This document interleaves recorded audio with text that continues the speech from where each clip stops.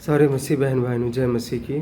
आज हम देखेंगे और पढ़ेंगे प्रभु यीशु मसीह के 7 मार्ग परमेश्वर तक पहुंचने का, प्रभु यीशु मसीह के द्वारा बताए हुए। पहला मार्ग है परमेश्वर तक पहुंचने वाला एकमात्र मार्ग, मत्ती 7 अध्याय उसका 14 वचन। यहाँ लिखा हुआ है मत्ती 7 अध्याय उसका 14 वचन में, क्योंकि सकेत है वह फाटक और कठिन है वह मार्ग जो जीवन को पहुंचाता है, और थोड़े हैं जो उसे पाते हैं। तो वो सकेत फाटक कौन है? प्रभु यीशु मसीह। और उस प्रभु यीशु मसीह के बताए हुए मार्ग पर चलना, उसके बताए हुए बातों को अपने जीवन में लागू करना और उसी मार्ग पर चलना है, ताकि तब जाके जो है, क्योंकि प्रभु यीशु मसीह परमेश्वर का पुत्र है, वो सृष्टि करता है, परमेश्वर का वो शब्द है जिसके द्वारा सारी सृष्टि की रचना हुई है, और वो शब्द देहधारी होकर आया है इस धरती पर। तो जैसे हम यूहन्ना का पुस्तक 1 अध्याय उसका 1, 2 और 3 वचन में पढ़ते हैं, 4, 5 वचन में, और यूहन्ना का 1 अध्याय उसका 4 वचन में जो हम देखते हैं कि शब्द देहधारी होकर आया। तो सकेत फाटक है, प्रभु यीशु मसीह के बताए हुए मार्ग पर चलना, जीवन में लागू करना है। और दूसरा वचन है यूहन्ना का 10 अध्याय उसके बाद 1 वचन और 7 से लेकर 11 वचन। तो 10 अध्याय में पहला वचन क्या कि मैं तुमसे सच कहता हूँ कि जो कोई द्वार से भेड़शाला में प्रवेश नहीं करता, परंतु किसी दूसरी ओर से चढ़ जाता है, वो चोर और डाकू है। तो द्वार कौन है? यहाँ हम देखते हैं 7 वचन में, यूहन्ना के 10 अध्याय उसके 7 वचन में, तब यीशु ने उनसे फिर कहा, मैं तुमसे सच सच कहता हूँ कि भेड़ों का द्वार मैं हूँ। तो प्रभु यीशु मसीह कहता, भेड़ों का द्वार मैं हूँ। जितने मुझसे पहले आए वे सब चोर और डाकू हैं, परंतु भेड़ों ने उनकी नहीं सुनी। द्वार मैं हूँ, यदि कोई मेरे द्वारा भीतर प्रवेश करे तो उद्धार पाएगा, और भीतर बाहर आया जाया करेगा और चारा पाएगा। तो प्रभु यीशु मसीह कहता, भेड़ों का द्वार मैं हूँ, मतलब कि एकमात्र रास्ता उद्धार का, जीवन का रास्ता मैं हूँ। जो मेरे द्वारा आएगा वो जो है उद्धार पाएगा, और भीतर बाहर आया जाया करेगा और चारा पाएगा।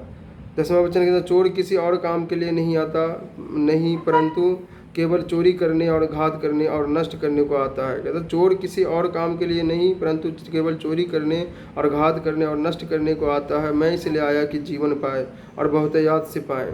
तो कहता है जो चोर होता है वो जब आता है घरों के अंदर तो घात करने के लिए आता है, पर मैं इसलिए आया हूँ कि लोग जीवन पाए, जो मुझ पर विश्वास करे वो जीवन पाए, वो भी जीवन पाए और बहुतायत से पाए। 11 वचन कहता, अच्छा चरवाहा मैं हूँ, अच्छा चरवाहा भेड़ों के लिए अपना प्राण देता है।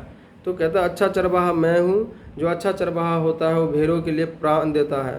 तो प्रभु यीशु मसीह ने सारा मानव जाति के लिए अपना लहू बहाया क्रूस पर, और मरकर 3 दिन 3 रात के बाद जिंदा हुआ। जिस तरह प्रभु यीशु मसीह के बारे में प्रोफेसी किया गया था कि प्रभु मारा जाएगा सारे मानव जाति के लिए, घर आ जाएगा और 3 दिन 3 रात के बाद जिंदा हो जाएगा। तो ये सारे मानव जाति के लिए। और जब हम यूहन्ना का 14 अध्याय उसका 6 वचन पढ़ते हैं तो वहाँ लिखा है, प्रभु यीशु मसीह ने कहा है, मार्ग सत्य और जीवन मैं ही हूँ, बगैर मेरे द्वारा कोई पिता के पास नहीं पहुँच सकता। कहता है यहाँ मार्ग सत्य और जीवन मैं ही हूँ।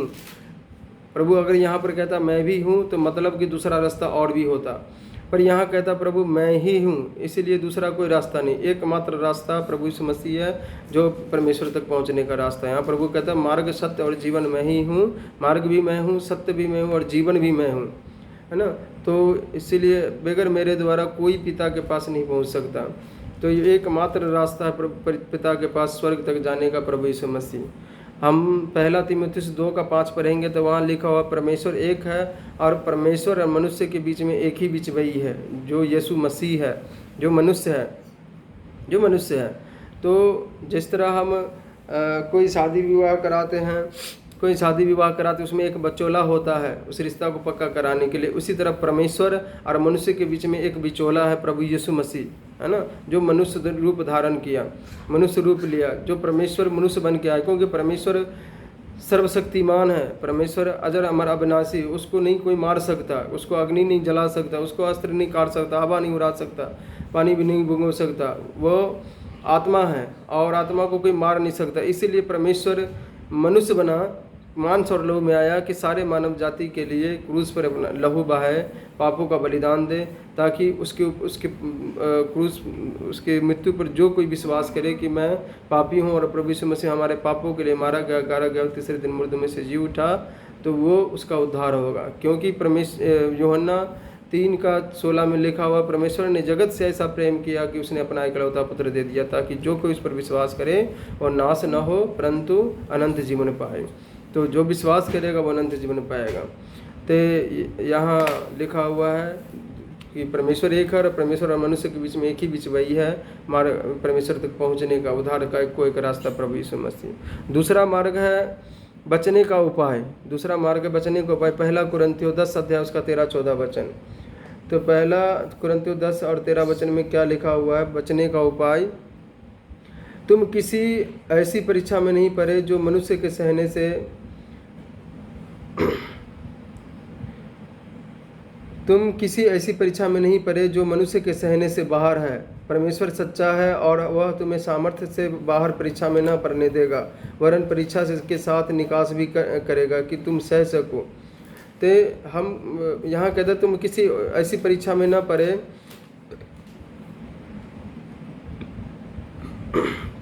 जो मनुष्य के सहने से बाहर है। परमेश्वर सच्चा है और वह तुम्हें सामर्थ्य से बाहर परीक्षा में न पड़ने देगा और वरन परीक्षा के साथ निकास भी करेगा कि तुम सह सको। तो परमेश्वर जब हम प्रभु यीशु मसीह में हैं तो हमारे ऊपर परीक्षा आएंगे, पर परीक्षा ऐसे नहीं होगा जिसमें हम विचलित हो जाएं।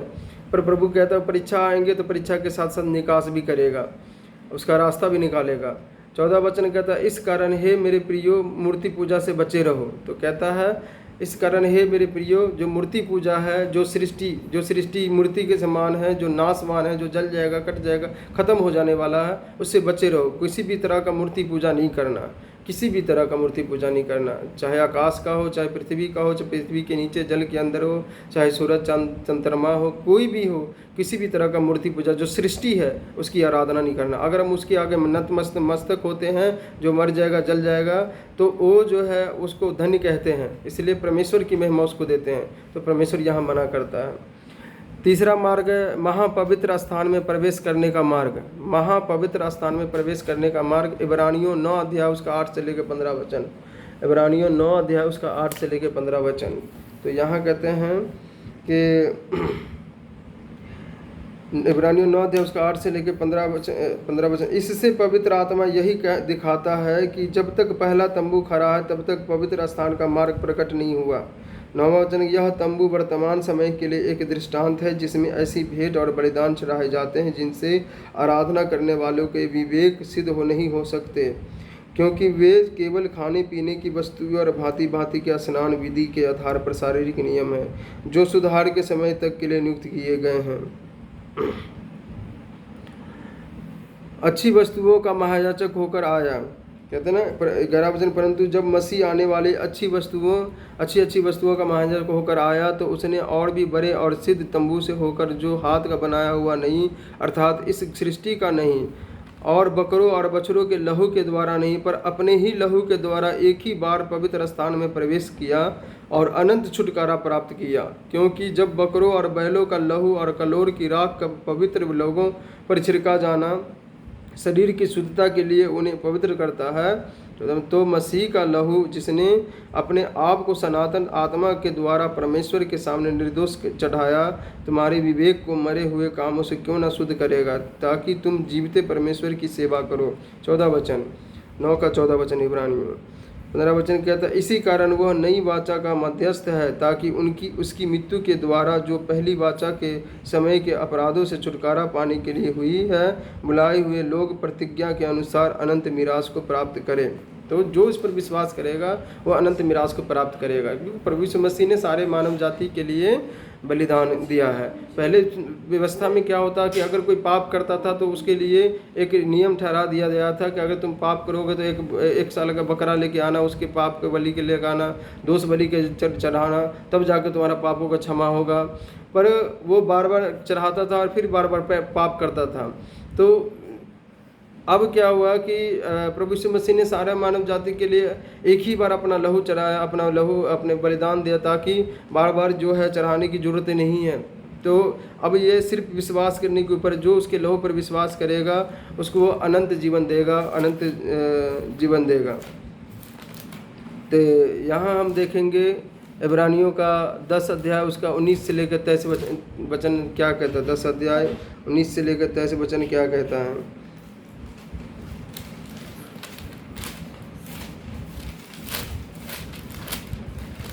इसलिए हे भाइयों, जब हमें यीशु के लहू के द्वारा उस नए और जीवित मार्ग से पवित्र स्थान में प्रवेश करने का हियाब हो गया, तो यीशु मसीह के लहू के द्वारा हमें उस पवित्र स्थान में प्रवेश करने का हियाब हो गया जहाँ पिता परमेश्वर रहता है, जो उसने पर्दे अर्थात अपने शरीर में से होकर हमारे लिए अभिषेक किया है।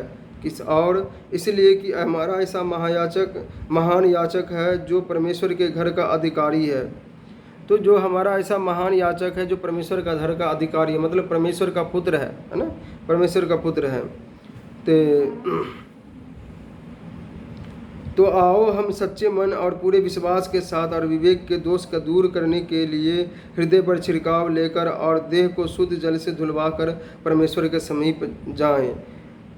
आओ हम अपनी आशा के अंगीकार को दृढ़ता से थामे रहे, क्योंकि जिसने प्रतिज्ञा की है वह सच्चा है ना, जिसने प्रतिज्ञा की है वह सच्चा की है। प्रभु यीशु मसीह सच्चा है, क्योंकि मार्ग, सत्य और जीवन वही है। तो हम फिर उसके बाद पढ़ते हैं चौथा मार्ग, नया और जीवित मार्ग। चौथा मार्ग नया और जीवित मार्ग है। इब्रानियों 10 अध्याय उसका 20 वचन। तो यहाँ कहता है इब्रानियों 10 अध्याय उसका 20 वचन में, जो उसने पर्दे अर्थात अपने शरीर में से होकर हमारे लिए अभिषेक किया। तो नया जो उसने पर्दे अर्थात अपने शरीर में से होकर हमारे लिए अभिषेक किया, तो अपने शरीर के द्वारा हमारा अभिषेक किया, अपने लहू के द्वारा।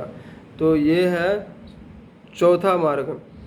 और इब्रानियों 5 अध्याय उसका 9 से 10 वचन। इब्रानियों 5 अध्याय उसका 9 से 10 वचन क्या कहता है।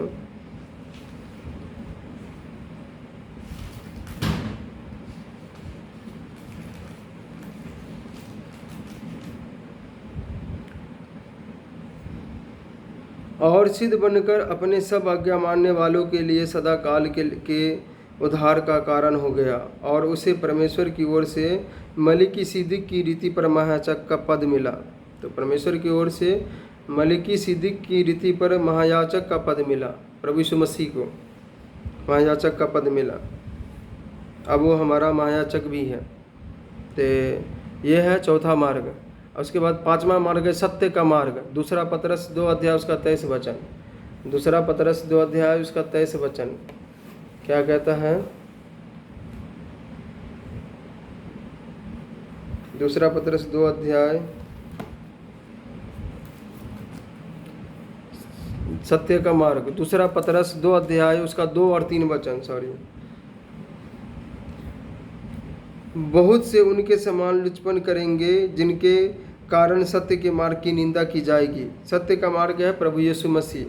तो बहुत से उनके समान लुचपन करेंगे जिनके कारण सत्य के मार्ग की निंदा की जाएगी। वे लोभ के लिए बातें गढ़कर तुम्हें अपने लाभ का कारण बनाएंगे, और जो दंड की आज्ञा उन पर पहले से हो चुकी है उसके आने में कुछ भी देर नहीं, और उनका विनाश ऊँघता नहीं।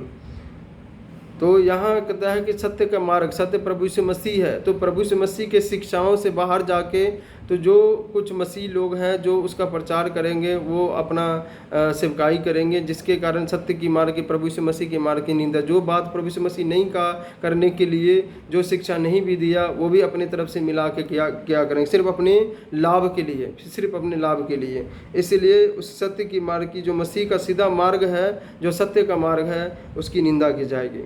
यहाँ सत्य का मार्ग सिर्फ प्रभु यीशु मसीह है। तो छठा मार्ग है सीधा मार्ग। दूसरा पतरस 2 अध्याय उसका 15 वचन। तो वे सीधे मार्ग को छोड़कर भटक गए हैं और बओर के पुत्र बिलाम के मार्ग पर हो लिए हैं, जिसने अधर्म की मजदूरी को प्रिय जाना। तो सीधे मार्ग क्या है? प्रभु यीशु मसीह। सीधा मार्ग है प्रभु यीशु मसीह तक पहुंचने का, सिर्फ परमेश्वर तक पहुंचने का प्रभु यीशु मसीह है। तो वो जो है ना, उस मार्ग को, सीधे मार्ग को छोड़ के, तो इसमें जो है अपने अभिलाषा में लोग फंस गए हैं। परमेश्वर जो भी इसमें शिक्षा नहीं दिया वो अपनी तरफ से जोड़ के, तोड़ के, मरोड़ के और अपनी तरफ से जोड़ता है और अपने कमाई का साधन बना लेता है, जो परमेश्वर के शिक्षा से बाहर जाके। तो जो है, इसीलिए कहते हैं वे सीधे मार्ग को छोड़कर भटक गए हैं और बोअर के पुत्र बिलाम के मार्ग पर हो लिए हैं, जिसने अधर्म की मजदूरी को प्रिय जाना। तो अधर्म क्या है? जो पैसे के लिए काम करता है, अपना बिजनेस चलाता है, भक्ति को बिजनेस के लिए इस्तेमाल करता है, अपने स्वार्थ के लिए इस्तेमाल करता है। तो इसीलिए कहता है वे सीधे मार्ग को छोड़कर भटक गए हैं। तो सीधा मार्ग से प्रभु यीशु मसीह ने सीधा मार्ग बताया है अपने परमेश्वर तक पहुंचने के लिए। वो प्रभु यीशु मसीह रास्ता, सिर्फ प्रभु यीशु मसीह है सीधा मार्ग। तो सातवां है धार्मिकता का मार्ग। सातवां है धार्मिकता का मार्ग, उसका 2 अध्याय, पतरस 2 अध्याय, उसका दूसरा और दूसरा पतरस 2 अध्याय, उसका 21 वचन। क्योंकि धर्म के मार्ग का ना जानना ही उनके लिए इससे भला होता कि उसे जानकर उस पवित्र आज्ञा से फिर जाते जो उन्हें सौंपी गई थी। तो जो सौंपी गई थी कुछ प्रचारकों को धर्म का मार्ग, तो क्योंकि धर्म के मार्ग का ना जानना ही उनके लिए भला होता कि उसे जानकर उसे पवित्र आज्ञा से फिर जाते जो उन्हें सौंपी गई थी। तो जो उन्हें सौंपी गई थी प्रचारकों को वो धर्म का मार्ग, तो वो ना जानता तो ही बेहतर रहता, उसके लिए बेहतर होता। तो वो जानने के बावजूद भी और उस धर्म के मार्ग को छोड़ के दूसरे मार्ग पकड़ लिया। दूसरे मार्ग मतलब कि लोभ लालच का मार्ग, परमेश्वर के भक्ति का, परमेश्वर के वचन का बिजनेस करने लगा। तो ये उसके लिए खतरनाक है, बहुत ज़्यादा खतरनाक है परमेश्वर के वचन के साथ तोड़ मरोड़ करके और कमाई का साधन बनाना। क्योंकि परमेश्वर यहाँ कहता, क्योंकि धर्म के मार्ग का ना जानना ही उनके लिए इससे भला होता कि उसे जानकर उस पवित्र आज्ञा से फिर जाते जो उन्हें सौंपी गई थी। तो वो उसी वक्त जो इनकार कर देता कि नहीं, हमसे नहीं पार होगा, पर उसने जानने के बावजूद भी जानबूझ के ये परमेश्वर के वचन का गलत इस्तेमाल करता रहा, इससे बिजनेस करता रहा, इसीलिए जो है वो गलत है। तो धार्मिकता का मार्ग क्या है? धार्मिकता का मार्ग परमेश्वर तक पहुंचने का धार्मिकता का मार्ग है रोमियो 10 अध्याय उसका 3 और 4 वचन। रोमियो 10 अध्याय उसका 3 और 4 वचन हम पढ़ेंगे। तो यहाँ हम देखेंगे क्या कहता है।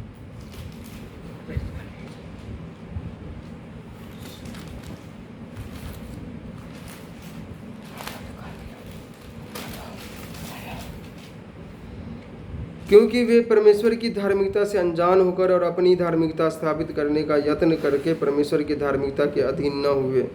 क्योंकि हर एक विश्वास करने वाले के लिए धार्मिकता के निमित्त मसीह व्यवस्था का अंत है। तो परमेश्वर ने प्रभु यीशु मसीह को धार्मिकता, अपने तक पहुंचने का धार्मिकता ठहरा दिया है। सिर्फ प्रभु यीशु मसीह के द्वारा जो है ना परमेश्वर तक पहुंच सकता है। लोग, कोई भी अपने आप को जितना मर्जी पुण्य दान करता रहे पर तभी परमेश्वर तक पहुंच नहीं सकता, क्योंकि परमेश्वर ने प्रभु यीशु मसीह को अपने तक पहुंचने का रास्ता बनाया है, धार्मिकता बनाया, धार्मिकता साबित कर दिया। बगैर उस प्रभु यीशु मसीह के आए हुए वो जितना मर्जी जो भी धार्मिकता का काम करेगा उसका सब व्यर्थ है। सिर्फ एक रास्ता है परमेश्वर तक पहुंचने का, क्योंकि यहाँ प्रभु साफ कहता है, क्योंकि वे परमेश्वर की धार्मिकता से अनजान होकर